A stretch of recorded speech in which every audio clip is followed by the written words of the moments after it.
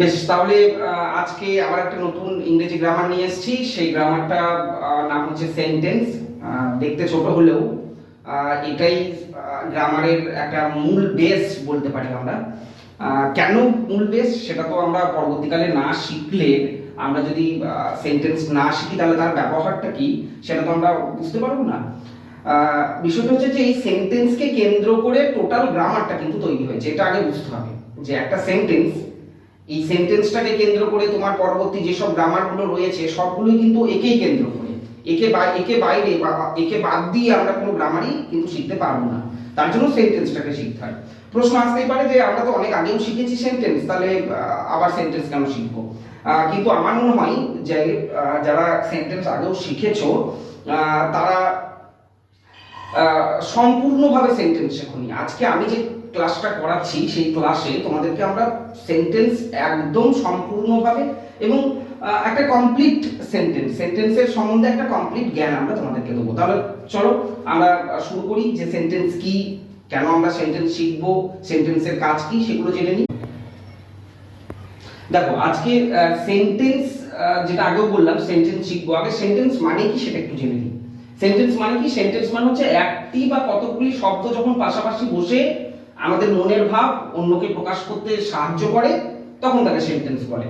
আমরা তো গ্রামারের ভাষায় শিখেছি যে এক বা একাধিক অর্থপূর্ণ শব্দ যখন পাশাপাশি বসবে এবং আমরা আমাদের মনের ভাব প্রকাশ করব তখন তাকে আমরা বাক্য বলি। আমরা গ্রামাটিক্যালি ভাষায় যাব না, আমরা একদম ন্যাচারালি ভাষায় শিখবার চেষ্টা করব যে সেন্টেন্সটা কি। সেন্টেন্সটা কি মানে আমরা তো শব্দ জানি, যেমন ক্যাট একটা শব্দ, যেমন আই একটা শব্দ, যেমন স্কুল একটা শব্দ, হাউস একটা শব্দ। এই যে ধরনের শব্দগুলো, এই শব্দগুলো যখন আমরা পাশাপাশি বসাবো, দেখো তাই লিখেছি পাশাপাশি যখন বসে, শুধু পাশাপাশি বসলে হবে না, এই পাশাপাশি বসার পর যখন আমরা আমাদের মনের ভাবটাকে প্রকাশ করতে পারবো। মনের ভাব বলতে কি?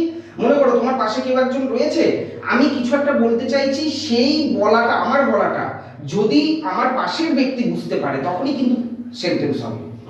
নইলে এরকম তো হতেই পারতো, মনে করো যারা বাচ্চা ছেলে 2-3 বছরের বয়স, তারাও কিন্তু সবসময় কিছু না কিছু একটা শব্দ বলে যায়, কিন্তু দেখবে যে আমরা তাদের কথাটা ঠিক মতো বুঝে উঠতে পারি না। কেন বলো তো? কারণ তারা শব্দ বলছে, তারা পাশাপাশি বসাচ্ছেও, কিন্তু সে কি বলতে চাইছে, ওই বাচ্চা ছেলেটা কি বলতে চাইছে সেটা আমরা বুঝতে পারছি না। তার মানে সেটা কিন্তু সেন্টেন্স নয়। তাহলে সেন্টেন্স তাকেই বলবো যখন শব্দগুলো পাশাপাশি বসবে এবং বসার পর যখন মনের ভাব প্রকাশ করবে আমাকে। দেখো, আমি একটা আন্ডারলাইন করেছি যে সেন্টেন্সে একটি বা কতগুলি শব্দ। আমরা এর আগে অনেক গ্রামার অনেক জায়গায় শিখেছি এবং এটা মনে রাখতে হবে তোমাদেরকে যে গ্রামার কিন্তু সবসময় আপডেট হচ্ছে, প্রত্যেকটা সময় আপডেট হচ্ছে। আমরা আগে শিখেছি যে কতগুলি শব্দ যখন পাশাপাশি বসে আমরা আমাদের মনের ভাব বা আমরা যেটা বলতে চাইছি সেটা যখন আমরা অন্যকে বোঝাতে পারবো তখন সেন্টেন্স বলবো। কিন্তু আপডেটেড গ্রামারে বা আপডেটেড ভার্সনে কি বলতে চাইছে? আপডেটেড ভার্সনে বলতে চাইছে যে না, কতগুলি শব্দ নয়, একটি শব্দ দিয়েও কিন্তু আমরা আমাদের মনের ভাব প্রকাশ করতে পারি। তাহলে যেখানে জোর দেওয়া হচ্ছে যে মনের ভাব প্রকাশ করতে পারলে, মানে আমি কি বলতে চাইছি সেটা যদি অন্য কেউ বুঝতে পারে তাকেই যদি সেন্টেন্স বলা যায়, তাহলে একটা শব্দ দিয়ে যদি আমরা আমাদের মনের ভাবটাকে প্রকাশ করতে পারি তাহলে তাকেও আমরা সেন্টেন্স বলতে পারি। একটা ছোট্ট উদাহরণের মধ্যে দিয়ে তোমাদেরকে বোঝাই। মনে করো বাইরে একজন দাঁড়িয়ে আছে, আমাকে বললো আসবো, আমি বললাম এসো। সে তো দাঁড়িয়ে থাকবে না, সে কিন্তু কি, সে ঘরে প্রবেশ করবে। কেন প্রবেশ করবে? কারণ আমি কি বলতে চেয়েছি সেটা সে বুঝতে পেরেছে। তার মানে আমি দেখো এসো শব্দ দিয়ে, মাত্র একটা শব্দ দিয়ে আমি কি করলাম, আমি আমার মনের ভাবটাকে প্রকাশ করলাম, মানে ওকে আমি বোঝাবার চেষ্টা করলাম, ও কিন্তু বুঝতে পেরেছে। আবার আমি যদি বলি যাও, তাহলে কিন্তু সে চলে যাবে। তাহলে যাও শব্দ মানে এই একটা শব্দ দিয়েও কিন্তু আমি কি বলতে চাইছি সেটা বোঝাতে পারছি। ওই জন্য এখন আপডেটেড গ্রামার ভার্সনে কি বলা হচ্ছে না, একটি বা কতগুলি শব্দ যদি পাশাপাশি বসে, মানে অনেকগুলো শব্দ নিয়েও বাক্য তৈরি হয়, আবার একটা শব্দ নিয়েও বাক্য তৈরি হয়, এটা কিন্তু মনে রাখতে হবে। এবার দেখো, আমরা স্ট্রাকচারের দিক দিয়ে দেখো লিখেছি, যেমন একটা এক্সাম্পল দিয়ে দিয়েছে সেন্টেন্সের, আই প্লে ফুটবল, আমি ফুটবল খেলা করি। তো এটা আমি কি করতে চাইছি, আমি আমার মনের ভাবটাকে প্রকাশ করতে পারছি, যার জন্য এটাকে আমরা সেন্টেন্স বলি। আবার শব্দগুলো দিয়ে পাশাপাশি বসিয়ে যখন আমরা কি করব, আমি দেখো to go school, I today, এখানেও কিন্তু কতগুলো শব্দ আমি পাশাপাশি বসিয়েছি। কিন্তু অর্থটা দেখো, এর মানেটা দেখো, to go school I today, এই বলে আমি আমার মনের ভাবটাকে প্রকাশ করতে পারছি না, মানে শব্দগুলো পাশাপাশি বসেছে, কিন্তু আমি কি বলতে চাইছি সেটা আমি বোঝাতে পারছি না। To go school I today, যার জন্য এটা কি হয়ে গেল, নন সেন্টেন্স হয়ে গেল। আমরা তো এরকম ভাবে বলতে পারি না, যাবো কাল টু স্কুল, আমি সাথে তোকে নিয়ে, এরকম করে তো আমরা বলতে পারি না, এরকম ভাবে তো বাক্য হয় না। বা আই গো টু ম্যাঙ্গো, আমি আমিয়ে যাব, শব্দগুলো পাশাপাশি বসেছে, কিন্তু আমি আমার মনের ভাবটা আমি প্রকাশ করতে পারছি না। তাহলে মনের ভাব যদি প্রকাশ করতে পারি তাহলে তাকে বলবো সেন্টেন্স, যদি মনের ভাব প্রকাশ আমরা করতে না পারি তাহলে তাকে আমরা বলবো নন সেন্টেন্স। এই সেন্টেন্স আর নন সেন্টেন্স মানে যে স্ট্রাকচার একটা তৈরি হচ্ছে, এই স্ট্রাকচারের দিক দিয়ে সেন্টেন্সকে দুই ভাগে ভাগ করা হয়। কি কি? একটাকে বলছে ওয়ান ওয়ার্ডেড সেন্টেন্স, আর একটাকে বলছে মাল্টি ওয়ার্ডেড সেন্টেন্স। ওয়ান ওয়ার্ডেড সেন্টেন্স মানে কি? ওয়ান ওয়ার্ডেড সেন্টেন্স মানে হচ্ছে যদি একটা শব্দ দিয়ে মনের ভাব প্রকাশ করতে পারি, যেমন আগে বললাম গো, কাম, এই শব্দগুলো দিয়ে আমরা কি আমাদের এই একটা মাত্র শব্দ ব্যবহার করি, আমরা আমাদের মনের ভাব প্রকাশ করতে পারি, যার জন্য সেটাকে বলছে ওয়ান ওয়ার্ডেড সেন্টেন্স বা এক শব্দ দিয়ে তৈরি বাক্য। আর একটা ভাগ হচ্ছে স্ট্রাকচারের দিক দিয়ে মাল্টি ওয়ার্ডেড সেন্টেন্স বা অনেকগুলো শব্দ নিয়ে যখন তৈরি বাক্য হবে, যেমন দেখো I go, I play football, we learn English, এগুলো সব অনেকগুলো শব্দ পাশাপাশি বসেছে এবং মনের ভাব প্রকাশ করছে, যার জন্য এটাকে কি বলছি আমরা, মাল্টি ওয়ার্ডেড সেন্টেন্স। এরপর আমাদেরকে যেটা মনে রাখতে হবে সেটা হচ্ছে যে এই ওয়ান ওয়ার্ডেড সেন্টেন্স শুধুমাত্র কিন্তু গ্রামারের এখানেই শেষ, এর কিন্তু পরবর্তীকালে আর কোনো কাজ নেই। আমাদেরকে শুধু জেনে রেখে দিতে হবে যে স্ট্রাকচারের দিক দিয়ে সেন্টেন্সকে দুই ভাগে ভাগ করা হচ্ছে, কি কি? ওয়ান ওয়ার্ডেড এবং মাল্টি ওয়ার্ডেড। ওয়ান ওয়ার্ডেড সেন্টেন্স বা এক শব্দ দিয়ে তৈরি বাক্যের কাজ কিন্তু এখানেই শেষ হয়ে গেল, এর বাইরে কিন্তু আর কোনো কাজ এর নেই। এরপরে যে গ্রামারটা তৈরি হচ্ছে, গ্রামারটা যার উপর বেস করে তৈরি হয়েছে, সেটা কিন্তু সমস্তটা হচ্ছে মাল্টি ওয়ার্ডেড সেন্টেন্সকে নিয়ে। কেন? দেখো, মাল্টি ওয়ার্ডেড সেন্টেন্স বলতে উই লার্ন ইংলিশ, যেটা আমি বলেছি আগের দিন, আমি ডেসক্রিপশনে দিয়ে দেবো আগের দিনকার লিংক। কারণ কি কারণে বললাম যে মাল্টি ওয়ার্ডেড সেন্টেন্স থেকেই গ্রামারটা শুরু হচ্ছে? কারণ মাল্টি ওয়ার্ডেড সেন্টেন্স থেকেই কিন্তু গ্রামারের শুরুটা তৈরি হয়েছে সাবজেক্ট এবং প্রেডিকেট দিয়ে। ওই জন্য মাল্টি ওয়ার্ডেড সেন্টেন্সকে কয় ভাগে ভাগ করা হচ্ছে? মাল্টি ওয়ার্ডেড সেন্টেন্সকে দুই ভাগে ভাগ করা হচ্ছে। কি কি? সাবজেক্ট এবং প্রেডিকেট, মানে সমস্ত যত মাল্টি ওয়ার্ডেড সেন্টেন্স রয়েছে, মানে অনেকগুলো শব্দ দিয়ে তৈরি বাক্য রয়েছে, তাদের দুটো ভাগ রয়েছে, একটা হচ্ছে সাবজেক্ট আর একটা হচ্ছে প্রেডিকেট। আমি এটার আলোচনা এর আগের ভিডিওতে করেছি, তোমরা দেখে নেবে। দেখো, তাহলে আমি মাল্টি ওয়ার্ডেড সেন্টেন্স মানে বললাম যে যেহেতু একটা মানে এর পরের যে গ্রামারগুলো, সেই গ্রামারগুলো সমস্তটা গ্রামার তৈরি হচ্ছে কাকে নিয়ে, কাকে বেস করে? মাল্টি ওয়ার্ডেড সেন্টেন্সকে নিয়ে। এবার মাল্টি ওয়ার্ডেড সেন্টেন্সের অনেকগুলো ভাগ রয়েছে, এই ভাগগুলো কি সেটা আমাদেরকে জানতে হবে। কি রকম ভাগ? মানে দেখবে যে আমরা তো সকাল থেকে রাত্রে ঘুমাতে যাওয়ার আগে অবধি আমরা তো মানুষের সাথে কি করি? আমরা মানুষের সাথে ইন্টারঅ্যাকশন করি। কিসের মাধ্যমে করি? অবশ্যই বাক্যের মধ্যে দিয়ে, কারণ বাক্য আমরা যদি না জানি তাহলে তো আমরা কথোপকথন করতে পারবো না। তো সকাল থেকে একদম রাত্রে শুতে যাওয়ার আগে অবধি আমরা কিন্তু বিভিন্ন রকম বাক্য ইউজ করি। গ্রামার যারা জানে তারাও ইউজ করে, যারা জানে না তারাও ইউজ করে। ধরে নাও কোন একজন তোমাকে বললো যে আজকে আমি স্কুল যাব, তোমার কোন এক বন্ধু বা কেউ একজন বললো আজকে আমি স্কুল যাব। আবার এই বাক্যটাই অনেকজন এরকম ভাবে বলে যে তুই কি আজকে স্কুল যাবি? আবার এই ধরনের বাক্যই দেখবে অনেকজন বলে যে আমি আজ স্কুল যাব না। কেউ বলে যে বাহ কি সুন্দর দৃশ্য, বা বাহ বাড়িটা খুব ভালো করে তৈরি করেছিস তো, বা আজকে বোঝানো দারুণ হচ্ছে তো। এরকম তো অনেক, মানে আমরা সকাল থেকে একদম রাত্রি শুতে যাওয়ার আগে অবধি তোমরা একটু খেয়াল করে দেখবে যে আমরা এরকম ধরনের অনেক বাক্য কিন্তু বলে থাকি। আবার অনেক সময় বলি যে মা ভাত দাও, মা এখন ভাত খাবো না, ভাত দেবে কি, এই ধরনের অনেক বাক্য বলি। কিন্তু আমরা বুঝে উঠতে পারি না যে এগুলো কিন্তু গ্রামারের মধ্যে থেকেই আমরা বলছি, এটা আমরা বুঝতে পারি না।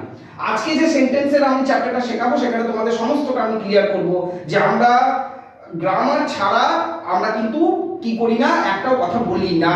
গ্রামারের মধ্যে থেকেই আমরা কথা বলি, কিন্তু সেগুলো আমরা বুঝতে পারি না। আর সেই সমস্ত গ্রামারগুলো কিন্তু কোথায় থেকে উৎপত্তি হয়েছে? সেই বাক্যগুলো মাল্টি ওয়ার্ডেড সেন্টেন্স থেকে। কেন? কারণ মাল্টি ওয়ার্ডেড সেন্টেন্সের এই যে আমরা কথা বলছি এর তো অনেকগুলো অর্থ রয়েছে। কখনো বলছি আমি মা ভাত দাও, কখনো বলছি মা ভাত খাবো না, এই দুটোর কথার মধ্যে তো অর্থ রয়েছে। তো সেই অর্থের দিক দিয়ে আমরা সেন্টেন্সকে মোট 5টা ভাগ করতে পারি। কি বললাম, অর্থের দিক দিয়ে সেন্টেন্সকে আমরা কয় ভাগে ভাগ করতে পারি? 5 ভাগে ভাগ করতে পারি। কি কি আমি একটু বলে দিই। এক হচ্ছে অ্যাসার্টিভ সেন্টেন্স, 2 নাম্বার হচ্ছে ইন্টারোগেটিভ সেন্টেন্স, 3 নাম্বার হচ্ছে ইম্পারেটিভ সেন্টেন্স, 4 নাম্বার হচ্ছে অবজেক্টিভ সেন্টেন্স, আর 5 নাম্বার হচ্ছে এক্সক্লেমেটরি সেন্টেন্স। আমি এখানে একটা সেন্টেন্স লিখেছি, পরবর্তীকালে আরো 4টা সেন্টেন্স আমি লিখে তোমাদেরকে বুঝিয়ে দেবো। তো আমরা এই যে প্রত্যেকটা দিন যে কথাগুলো বা বাক্যগুলো ইউজ করছি, শুধু আমরা নয়, অল ওভার ওয়ার্ল্ডে যারা ইউজ করছে তারা কিন্তু সমস্তটা এই 5টা বাক্যেই ইউজ করছে। মানে আমি যে 5টা বাক্য বললাম, এই 5টা বাক্যের মধ্যে থেকে ইউজ করছে। তোমরা গ্রামার শিখে যাওয়ার পর তোমরা একদিন ভেবেচিন্তে দেখবে যে তোমরা যে বাক্যটাই বলছো না কেন, এই 5টা সেন্টেন্সের কোনো না কোনো একটা বাক্যের মধ্যে পড়ছে। প্রথম বাক্যটা কি বললাম? প্রথম বাক্যটা বললাম অ্যাসার্টিভ সেন্টেন্স। কি অ্যাসার্টিভ সেন্টেন্স? খাবো না মাথায় দেবো। অ্যাসার্টিভ সেন্টেন্স হচ্ছে ডেসক্রিপশন, দেখো আমি লিখেছি, মানে ডেসক্রিপটিভ সেন্টেন্স, বর্ণনামূলক বাক্য।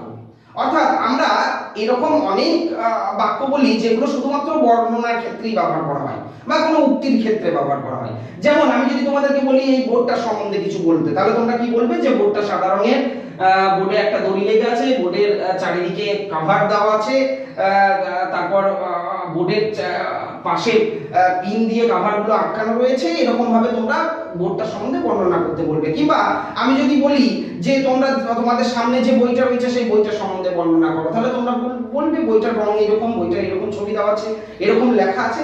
তার মানে কি করছি আমরা? তার মানে আমরা কিন্তু প্রত্যেকটা জিনিসে, ওই বইটার বলো কিংবা বোর্ডটার বলো কিংবা এই ঘরটার বলো কিংবা তোমরা যে কোনো জিনিসেরই বলো না কেন, তোমরা কিন্তু বর্ণনা করলে, মানে ডেসক্রিপশন দিলে তাদের।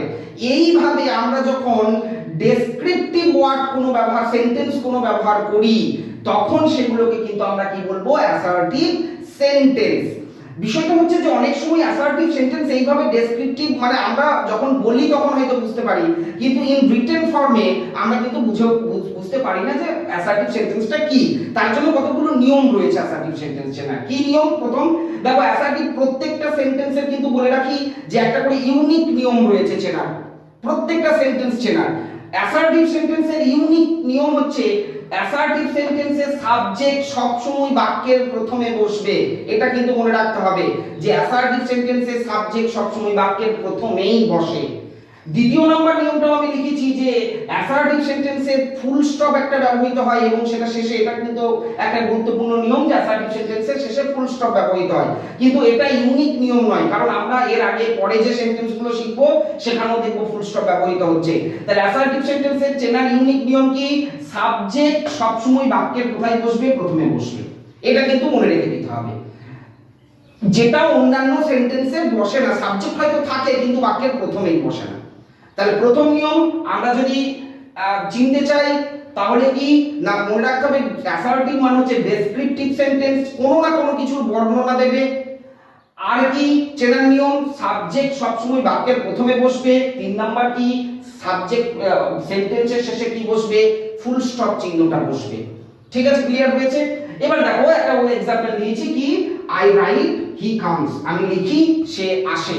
তো এই দুটো সেন্টেন্সই কি হচ্ছে না, কোনো না কোনো কিছু একটা বর্ণনা আমরা দিচ্ছি, যার জন্য এই সেন্টেন্সগুলোকে কি বলি আমরা? Assertive sentence. এবং চেনার নিয়ম দিক দিয়ে যদি যাই, তাহলে দেখো বাক্যের প্রথমে কি বসেছে? সাবজেক্ট বসেছে, এই বাক্যটারও আই, এবং সেকেন্ড বাক্যটারও কি বসেছে? হি বসেছে, এবং সবার শেষে কি বসছে? ফুল স্টপ বসছে। এবার এই যে অ্যাসার্টিভ সেন্টেন্সটা আমরা পেলাম, এই অ্যাসার্টিভ সেন্টেন্সের আবার কিন্তু দুটো ভাগ রয়েছে। কি ভাগ? একটাকে বলছে অ্যাফার্মেটিভ সেন্টেন্স, আর একটাকে বলছে কি? Negative sentence. অ্যাফার্মেটিভ সেন্টেন্স মানে কি? মানে হ্যাঁ বাচক। এগুলো মনে রাখতে হবে যে যেগুলোই অ্যাসার্টিভ সেন্টেন্স হয় সেগুলোই অ্যাফার্মেটিভ সেন্টেন্স। মানে আমি লিখি সে যায়, সে আসে, বোর্ডটা সাদা রঙের, এই যে এগুলো অ্যাসার্টিভ সেন্টেন্সও, আবার এগুলো অ্যাফার্মেটিভ সেন্টেন্সও। কারণ অ্যাসার্টিভ সেন্টেন্সের মধ্যে কিন্তু কোনো না সূচক শব্দ থাকে না, আবার অ্যাফার্মেটিভ মানে হচ্ছে হ্যাঁ বাচক বাক্য, মানে এর মধ্যে কোনো না সূচক শব্দ থাকবে না। তার মানে কিন্তু যেগুলোই অ্যাসার্টিভ সেন্টেন্স সেগুলোকেই আমরা কি বলতে পারি? সেগুলো কি অ্যাফার্মেটিভ বলতে পারি। অ্যাসার্টিভ সেন্টেন্সের আরেকটা ভাগ হচ্ছে নেগেটিভ। নেগেটিভ সেন্টেন্সকে আমরা বাংলাতে কি বলি? না বাচক বাক্য। এই না বাচক বাক্য মানে কি? মানে যে বাক্যে কোনো না কোনো একটা না থাকবে বা নয় থাকবে বা নেগেটিভ ওয়ার্ড থাকবে। নেগেটিভ ওয়ার্ড বলতে ইংরেজিতে যেগুলো নো, নেভার, নট, নান, এই ধরনের যেসব ওয়ার্ডগুলো মানে কোনো না কোনো একটা নেগেটিভ ওয়ার্ড থাকবে। যেমন আমি লিখি, এই বাক্যটাকে আমি যদি নেগেটিভ বাক্যে বলি তাহলে কি হবে, আমি লিখি না, সে আসে, এটা কি নেগেটিভ বাক্যে বললে হবে, সে আসে না। তো নেগেটিভ সেন্টেন্স এইগুলোই, যেগুলোর মধ্যে কোনো না কোনো একটা না সূচক শব্দ থাকবে। ইংরেজিতে কি নো, নট, নেভার, নান, এই ধরনের শব্দগুলো বেশিরভাগ ব্যবহার করা হয়। তাহলে আমরা অ্যাসার্টিভ সেন্টেন্সের দুটো ভাগ পেলাম, একটা হচ্ছে অ্যাফার্মেটিভ সেন্টেন্স আর একটা হচ্ছে নেগেটিভ সেন্টেন্স। অ্যাফার্মেটিভ সেন্টেন্স কোনগুলো? অ্যাফার্মেটিভ সেন্টেন্স যেগুলো অ্যাসার্টিভ সেগুলোই অ্যাফার্মেটিভ। আর নেগেটিভ মানে কি? নেগেটিভ মানে হচ্ছে যেগুলোর মধ্যে কোনো একটা নট বা নো বা নেভার এই না সূচক শব্দ চলে আসবে। এবার বিষয়টা হচ্ছে যে আমরা একটা অ্যাসার্টিভ সেন্টেন্স আমরা জানলাম কি, অ্যাসার্টিভ সেন্টেন্সের ভাগগুলো জানলাম। বিষয়টা হচ্ছে যে আমাকে মনে করো বলে দিল, একটা एग्जांपल দিয়ে দিল, আমি খেলা করছি, দিয়ে আমাকে বললো যে এটা তো অ্যাসার্টিভ সেন্টেন্স, এবার এটাকে তুমি ট্রান্সলেট করো ইংরেজিতে। তাহলে প্রত্যেকটা সেন্টেন্সের একটা তো তৈরি করার নিয়ম রয়েছে, মেকিং রুল রয়েছে, যে আমি কেমন ভাবে তৈরি করব, সেই নিয়মটা আমাদেরকে জানতে হবে। দেখো আমি নিচে লিখেছি যে অ্যাসার্টিভ সেন্টেন্সের মেকিং রুলটা কি। মেকিং রুল কি?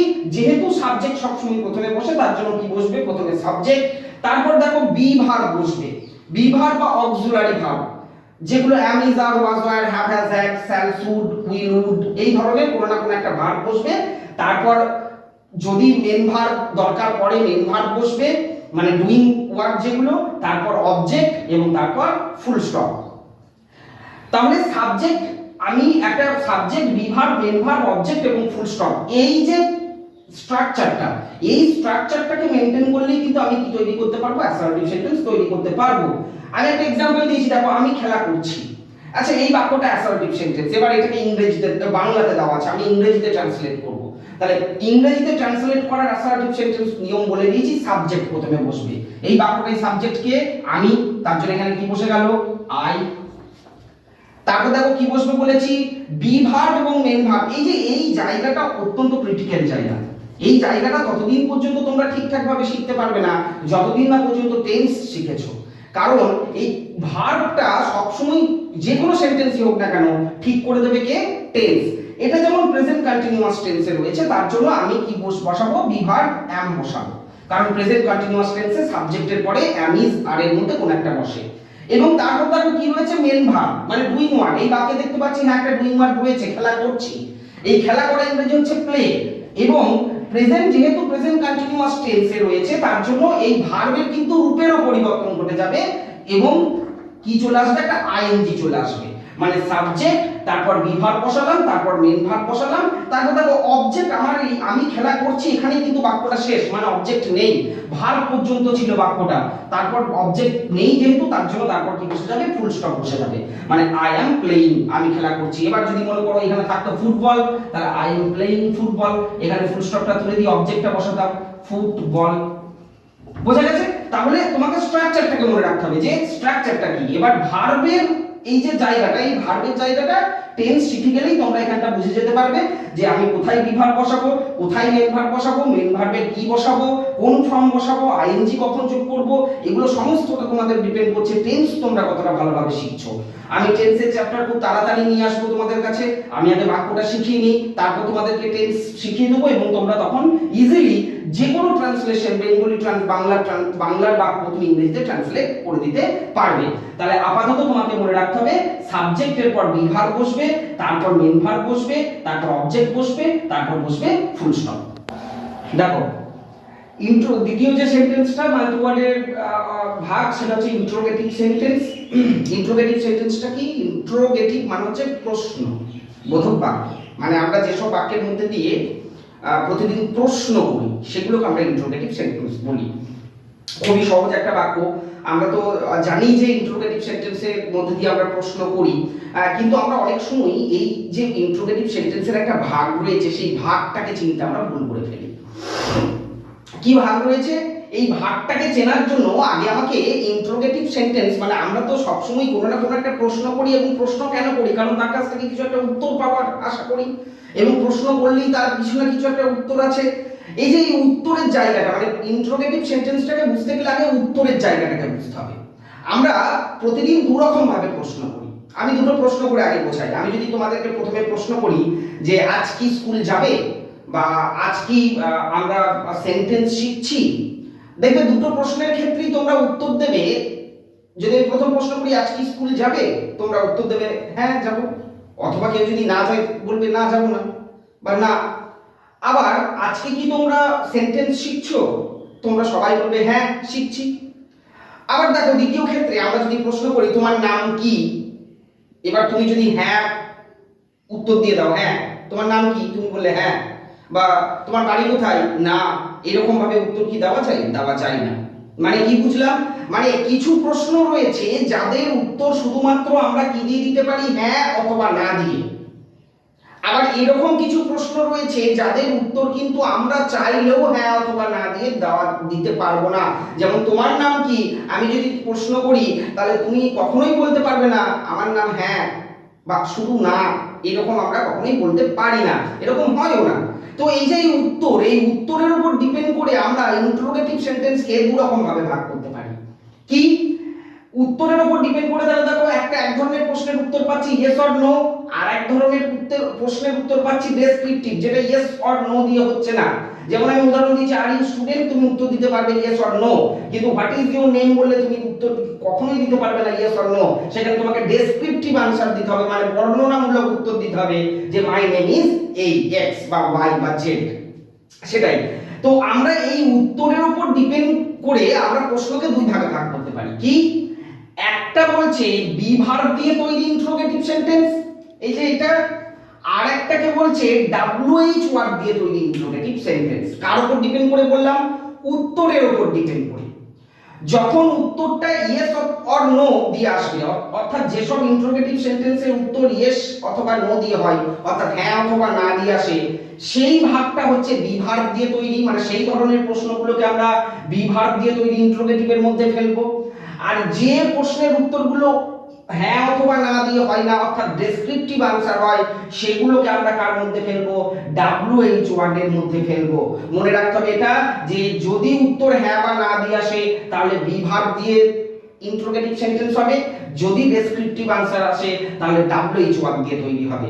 এবার বি ভার্বটা কি, ডাব্লিউএইচ ওয়ার্ডটা কি, সেটা একটু সহজভাবে বুঝে নেওয়া যায়। বি ভার্ব মানে কি, মানে যেসব ইন্টারোগেটিভ সেন্টেন্সটা প্রথমেই শুরু হয় কোনো না কোনো বি ভার্ব দিয়ে। মানেটা কি, মানে বি ভার্ব মানেটা কি, মানে ওই am is are was were have has had যেগুলো অক্সিলারি ভার্ব বলছি আমরা, shall should will would can could may might do does did, এই যে এগুলো যখন প্রথমে ব্যবহার করা হবে দিয়ে যখন ইন্টারোগেটিভ সেন্টেন্স তৈরি হবে, তখন কিন্তু সেটা বি ভার্ব দিয়ে তৈরি ইন্টারোগেটিভ সেন্টেন্স হয়ে যাবে। সেই সেন্টেন্সের সেই প্রশ্নগুলো কোনগুলো, যেমন আমি যদি তোমাকে প্রশ্ন করি তুমি কি ছাত্র, তুমি কিন্তু সেটা কি দিয়ে তৈরি করবে, বি ভার্ব দিয়ে। কেন, কারণ তার উত্তরটা হ্যাঁ বা না দিয়ে আসবে। মানে যদি প্রশ্নের উত্তর হ্যাঁ বা না দিয়ে আসে তাহলে বি ভার্ব দিয়ে ইন্টারোগেটিভ সেন্টেন্স তৈরি হবে। বি ভার্ব দিয়ে ইন্টারোগেটিভ সেন্টেন্সের প্রথমেই চেনা নিয়ম কি বললাম, যে কোনো না কোনো একটা বি ভার্ব প্রথমেই বসবে। যেমন এই এক্সাম্পলে দেখো আর ইউ স্টুডেন্ট, এখানে আমি প্রথমেই কি বসিয়েছি, আর দিয়ে বসিয়েছি, আর মানে একটা অক্সিলারি ভার্ব বসিয়েছি, তার মানে সেটা কি দিয়ে তৈরি হয়ে গেল, বি ভার্ব দিয়ে তৈরি ইন্টারোগেটিভ সেন্টেন্স হয়ে গেল। দ্বিতীয় নাম্বার কি নিয়ম লেখালাম, যেটা ফিক্সড নিয়ম ইন্টারোগেটিভ সেন্টেন্সের, যে শেষে কি চিহ্ন থাকবে, জিজ্ঞাসা চিহ্ন থাকবে, এটা কমন ব্যাপার, এটা দুটোর ক্ষেত্রেই থাকে, ডাব্লিউএইচ ওয়ার্ডের ক্ষেত্রেও থাকে। আমরা বি ভার্ব নিয়ে যেটা বুঝি, সেখানেও কিন্তু আমরা কি শেষে কি পাবো, জিজ্ঞাসা চিহ্ন পাবো। যেমন দেখো আর ইউ স্টুডেন্ট, এখানে আমি জিজ্ঞাসা চিহ্ন দিয়েছি, এবং এর উত্তরটা কি হবে বললাম, এর উত্তরটা হবে হ্যাঁ অথবা না, মানে প্রশ্নে বি ভার্ব দিয়ে তৈরি হলেই তার উত্তর ইয়েস অর নো হবে। কিংবা আমাকে যদি বাংলাতে মনে করে দিয়ে দেয় তুমি কি একজন খেলোয়াড়, তাহলে আমি এটাকে কি দিয়ে তৈরি করব, কোন বি ভার্ব দিয়ে কোন ইন্টারোগেটিভ সেন্টেন্স তৈরি করব, মনে রাখতে হবে সেটা বি ভার্ব দিয়ে ইন্টারোগেটিভ সেন্টেন্স নিয়মে তৈরি হবে। তাহলে আমি নিয়মটা দেখে নিই। নিয়মটা কি, প্রথমে বি ভার্ব দিয়ে যে সেন্টেন্সগুলো তৈরি করব, প্রথমে বি ভার্ব বসাতে হবে, যে কোনো একটা বি ভার্ব, কোথায় কোন বি ভার্বটা বসাবো সেটা আগেও আমি বলেছি, ভার্বের জায়গাটা অত্যন্ত ক্রিটিক্যাল। এই ভার্বে কোন ভার্ব বসবে, এই জায়গাতে কোন মেন ভার্ব বসবে, সেগুলো কিন্তু টেন্স না শেখা অবধি আমরা জানতে পারবো না, শুধু ফর্মটা জেনে নাও। প্রথমে কি বসবে, বি ভার্ব বসবে, তারপর কি বসবে, সাবজেক্ট, তারপর কি বসবে, মেন ভার্ব, তারপর কি বসবে, অবজেক্ট, এবং সবার শেষে কি বসবে, জিজ্ঞাসা চিহ্ন। তাহলে প্রথমে বি ভার্ব, তারপর সাবজেক্ট, তারপর মেন ভার্ব, তারপর অবজেক্ট, তারপর জিজ্ঞাসা চিহ্ন। দেখো এই নিয়মটাতেই কিন্তু আমি এই ইন্টারোগেটিভ সেন্টেন্সটাকে তৈরি করেছি। কি, প্রথমে আর মানে বি ভার্ব বসেছে, তারপর সাবজেক্ট বসেছে, তারপর দেখো স্টুডেন্ট অবজেক্ট বসেছে। এবং এর উত্তরটা সবসময় কি দিয়ে আসবে, ইয়েস অথবা নো দিয়ে। এবার দেখো ডাব্লিউএইচ ওয়ার্ড, ডাব্লিউএইচ ওয়ার্ড দিয়ে কি মানে যে সব প্রশ্নের উত্তর ডেসক্রিপটিভ হবে, আমি ইয়েস অর নো দিয়ে দিতে পারবো না, সেই সেন্টেন্স গুলোকে আমরা কি দিয়ে তৈরি করব, ডাব্লিউএইচ ওয়ার্ড দিয়ে। চিনব কিভাবে? ডাব্লিউএইচ ওয়ার্ড চেনার নিয়ম হচ্ছে বিভার দিয়ে যদি যেখানে দেখছিলাম প্রথমেই বিভার বসে, মনে রাখতে হবে ডাব্লিউএইচ ওয়ার্ডের প্রথমেই কি বসবে, কোনো না কোনো একটা ডাব্লিউএইচ ওয়ার্ড। ডাব্লিউএইচ ওয়ার্ড কি? ডাব্লিউএইচ ওয়ার্ড হচ্ছে এমন ইংরেজিতে কিছু ওয়ার্ড রয়েছে যেগুলো প্রশ্ন তৈরি করতে পারে এবং তাদের প্রথম অক্ষরগুলো ডাব্লিউএইচ ওয়ার্ড দিয়ে শুরু হয়। যেমন কি দেখো, who, which, what, whom, where, when, whose, why এবং হাউ, এই 9টা ডাব্লিউএইচ ওয়ার্ড রয়েছে এবং প্রত্যেকের প্রথমগুলো দেখো ডাব্লিউএইচ দিয়ে শুরু হয়েছে। কি বললাম? Who, which, what, whom, where, when, whose, why এবং হাউ। এই 9টাই কিন্তু প্রশ্ন তৈরি করতে সক্ষম এবং প্রত্যেকটার প্রথম অক্ষর ডাব্লিউএইচ ওয়ার্ড দিয়ে শুরু হয়েছে বলে এদেরকে বলা হয় ডাব্লিউএইচ ওয়ার্ড। এক্ষেত্রে ব্যতিক্রম মনে রাখতে হবে হাউ, হাউটা ডাব্লিউএইচ দিয়ে প্রথমে শুরু হয়নি, তবুও এটা প্রশ্ন তৈরি করতে সক্ষম বলে কিন্তু এটাকে কোথায় রাখা হয়েছে, ডাব্লিউএইচ ওয়ার্ডের মধ্যে রাখা হয়েছে। ওই জন্য নাম হয়েছে ডাব্লিউএইচ ওয়ার্ড দিয়ে তৈরি ইন্ট্রোগেটিভ সেন্টেন্স। প্রথমেই ডাব্লিউএইচ ওয়ার্ড থাকবে এবং আমি কি বললাম যেটা কমন নিয়ম, যে শেষে কি থাকবে, জিজ্ঞাসা চিহ্ন থাকবে। কোন সেন্টেন্স, কোন ইন্ট্রোগেটিভ সেন্টেন্স গুলো আমরা ডাব্লিউএইচ ওয়ার্ড দিয়ে তৈরি করব, যেগুলো যে প্রশ্নের উত্তর ডেসক্রিপটিভ হবে, হ্যাঁ বা না দিয়ে হবে না। তোমার নাম কি, তোমার বাড়ি কোথায়, তুমি কোন জায়গায় থাকো, তুমি কোন ক্লাসে পড়ো, এই সব প্রশ্নের উত্তর আমি কি দিয়ে দিতে পারবো না, হ্যাঁ বা না দিয়ে। এই সব প্রশ্নগুলোকে আমি কোন নিয়মে তৈরি করব, ডাব্লিউএইচ ওয়ার্ডের নিয়মে। এবার দেখো ডাব্লিউএইচ ওয়ার্ড যেমন বিভাগ দিয়ে তৈরির একটা নিয়ম রয়েছে, সেরকম ডাব্লিউএইচ ওয়ার্ড দিয়ে তৈরির কিন্তু নিয়ম রয়েছে। আমি লিখে নিব, কেন লিখে নিই, কারণ আমি এই নিয়মটা দিয়েই আমি কি করে নেবো, ডাব্লিউএইচ ওয়ার্ড তৈরি করে নেবো। যেটা হ্যাঁ বা না দিয়ে উত্তর আসবে সেটা বিভাগ দিয়ে তৈরি ইন্ট্রোগেটিভ সেন্টেন্স, এবং বিভাগ দিয়ে ইন্ট্রোগেটিভ সেন্টেন্সের নিয়ম হচ্ছে প্রথমে কি বসবে, বিভাগ। যেটা ডেসক্রিপটিভ আনসার আসবে সেটা ডাব্লিউএইচ ওয়ার্ড, এবং এই ডাব্লিউএইচ ওয়ার্ড তৈরি করার নিয়ম কি মনে রাখতে হবে, শুধুমাত্র এই যে বিভাগ দিয়ে তৈরি ইন্ট্রোগেটিভ সেন্টেন্স, এই নিয়মটার আগে যে কোনো একটা ডাব্লিউএইচ ওয়ার্ড বসে যাবে, যে কোনো একটা ডাব্লিউএইচ ওয়ার্ড বসে যাবে, তাহলেই কিন্তু নিয়ম ডাব্লিউএইচ ওয়ার্ড দিয়ে তৈরি হয়ে যাবে। মানে বিভাগ দিয়ে তৈরি যার নিয়ম, ডাব্লিউএইচ ওয়ার্ড দিয়ে তৈরি সেটাই নিয়ম। শুধুমাত্র মনে রাখতে হবে বিভাগ দিয়ে তৈরি হলে প্রথমে বিভাগ বসবে, আর ডাব্লিউএইচ ওয়ার্ড দিয়ে যদি হ্যাঁ বা না দিয়ে উত্তর না আসে তাহলে বিভাগের আগে শুধুমাত্র আমি একটা কি বসিয়ে নেব, ডাব্লিউএইচ ওয়ার্ড বসিয়ে নেব। যেমন একটা এক্সাম্পলের মধ্যে দিয়ে তোমাদেরকে বোঝাই রাখো। যেমন দেখো কি বললাম যে বিভাগ দিয়ে যেটা তৈরি করেছি সেটা কি আমি ডাব্লিউএইচ ওয়ার্ড দিয়ে নিয়মে তৈরি করব। কি প্রথমটা একটা এক্সাম্পল নিলাম, আর ইউ গোইং, এটা কি দিয়ে তৈরি ইন্ট্রোগেটিভ সেন্টেন্স, সবাই বলতে পারবে কারণ প্রথমে কি দিয়ে শুরু হয়েছে, বিভাগ দিয়ে, তার মানে এটা বিভাগ দিয়ে তৈরি ইন্ট্রোগেটিভ সেন্টেন্স এবং এর উত্তরটা কি দিয়ে আসবে, হ্যাঁ অথবা না, মানে ইয়েস অর নো। তুমি কি আর ইউ গোইং, তুমি কি যাচ্ছ, হ্যাঁ যাচ্ছি কিংবা না যাচ্ছি। এটাকেই দেখো আমি ডাব্লিউএইচ তৈরি করে দেবো। এখানে শুধুমাত্র জাস্ট বসিয়ে দিলাম when, when are you going, কখন তুমি যাচ্ছ। এবার উত্তরটা কিন্তু দেখো হ্যাঁ অথবা না দিয়ে আসবে না, এটা ডেসক্রিপটিভ হয়ে যাবে।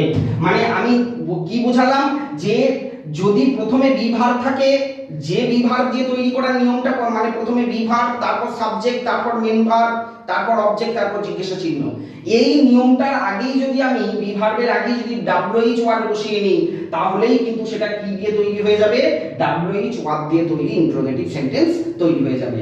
আশা করি তোমরা বুঝতে পেরেছো। পরবর্তী ভিডিওতে আমরা বাকি যে সেন্টেন্সের আরো 3টে সেন্টেন্স রয়েছে সেই নিয়ে আলোচনা